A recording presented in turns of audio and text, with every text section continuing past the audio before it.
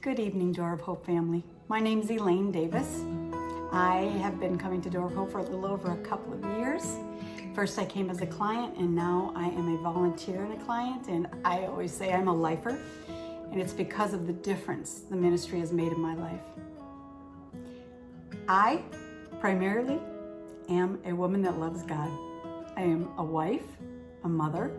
I'm the founder of faith-based equine-assisted philosophy, which works with horses to help with trauma recovery and other kinds of restoration.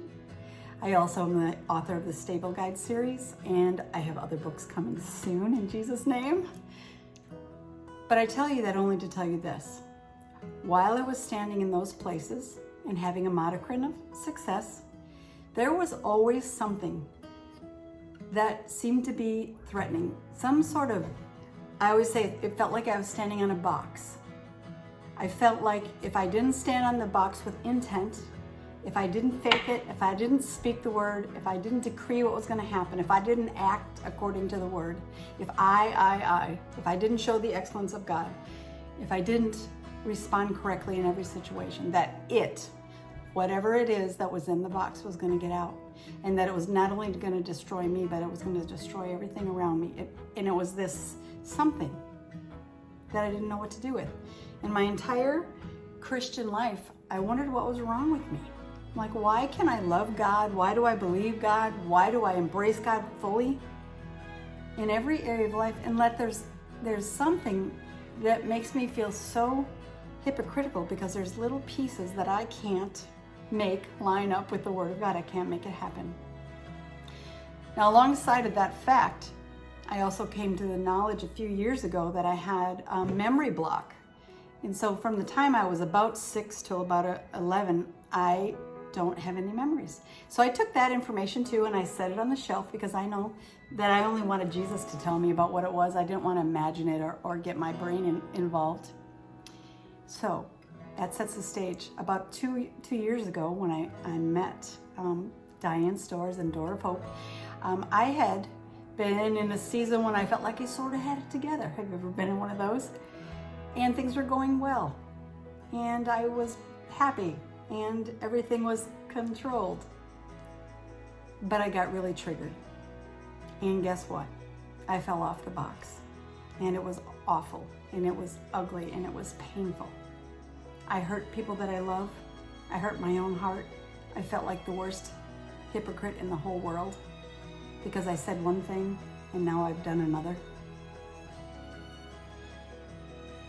Directly after that, I told God, I said, I'm done. I'm not standing in any more places of authority. I'm not speaking from the pulpit. I'm not going to do anything until you help me figure out what it is that's going on inside of me. How can I be living for you one moment and in sin the next? How could that happen? Well, all of my mentors, amazingly, had the same answer for me. They said, you know what? I think it's next week. Door of Hope is coming with a conference to our church. I love God. Would you be willing to come? It might be good. And I'm like, I'll do anything, I'll do anything. I was ashamed and embarrassed and desperate, and I was done pretending I needed to be free. So a week or so later, Door of Hope did indeed come, and I had my first opportunity to listen to Diane Storrs speak. And when she spoke, my spirit man just lit up. I knew beyond a shadow of a doubt that Diane and her team held the keys that I needed to find the freedom that I've been seeking for my entire life. I needed to find freedom so that I could rest and have peace, that I was wholly and completely loved by God, and that there was not something horrible about me on the inside.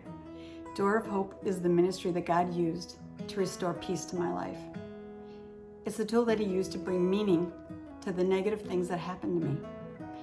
No longer do I feel like I'm a victim to something that might get me. Now I feel empowered and led and driven to share it with others because of what He's done for me. I pray tonight that you will sow a great seed into Door of Hope so that other people like me can experience true freedom, true peace, restoration to the identity that God's always had for us. I just want to say thank you, Daughter of Hope.